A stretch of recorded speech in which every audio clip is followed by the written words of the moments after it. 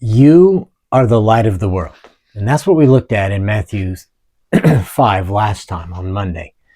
And understanding that you need to see that the light it's not something that you created. The light originates and comes forward from your Father through the life that is in you. So we're going to look at two verses in Matthew 6. This is also in the Sermon on the Mount, Jesus speaking. It's Matthew 6, verses 22 and 23. And in these verses, Jesus says, the lamp of the body is the eye. And I just want to sort of stop and think about what this means. The eye is how we see. That's what you use your eyes for, is to see. And so we have physical sight, one of the five senses, clearly. It also is like a way to describe what we look at, what we're focused upon. So it's not just the eye that causes it, that we use to focus on something.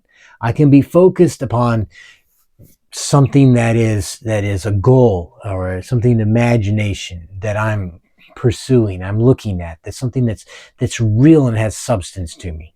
Or I can be focused upon something that's not true, it's not possible, it's something that's completely imaginary, made up, and is rooted in fantasy. I could be looking at something, I could be focused upon something that is true, or I could focus upon something that's not true, but it may seem and feel true to me, which is why I would even focus on it. So he says the lamp of the body is the eye. The eye is what lets in, what our focus is on, is what's going to basically inform and shape our body, our being. Okay, this is really important because as he goes on, he says, if therefore your eye is good. So if it's focused upon that which is good and which is true, not that which is negative, then he says, your whole body will be full of light. What are you looking at?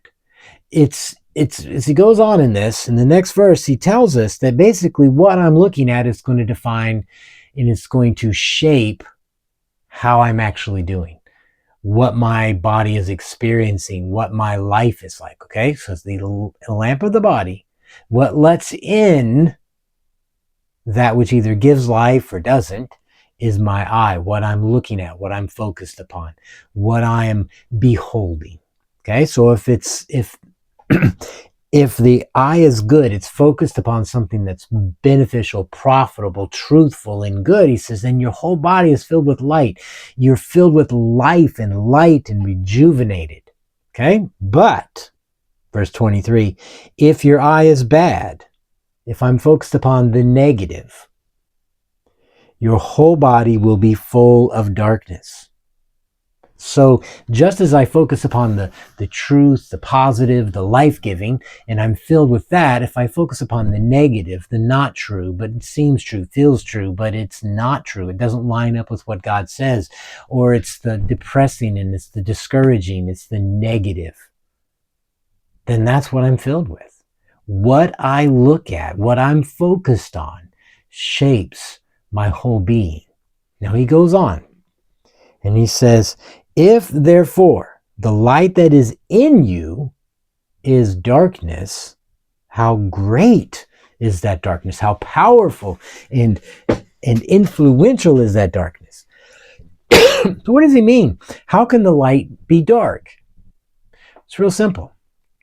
If the light, which I have a light here that's shining at me, for I can see it because my eyes are open. But if I close my eyes, I can't see the light. If I'm not looking at the light, I can be unaware of it. I can be completely oblivious to it. So the eye being dark, if the eye is dark, how great is that darkness? Does not mean the light's not shining. It means that I am closed to the perception, to seeing the light, because my eye is closed to it. So what I fill myself with, he says, what I'm focused on, what I'm looking at, this is how it gets to my body. If I close myself off to it, the light, I close my eyes to it, it becomes darkness. And how great is that darkness? And darkness, we know, is the opposite of what God is and what he has for us, because the message, John tells us, is God is light. Now, he did not say in these verses, Jesus did not say the light is absent. The light is there. The light is real. The light is present. It is, I am the light of the world. I don't put a basket over it. To put a basket over it is to close my eyes. It's to ignore it, to say, no, it's not there, and pretend and be under the delusion that it's not there. If my eyes are closed to the light, how great is the darkness that I experience. But if I open my eyes to the light, my whole body is filled with the light. What you focus on is vitally important. If you focus upon the light, truth, and goodness, that's what you're filled with. But if you focus upon the darkness by closing your eyes to the truth, to the light, how great is that darkness?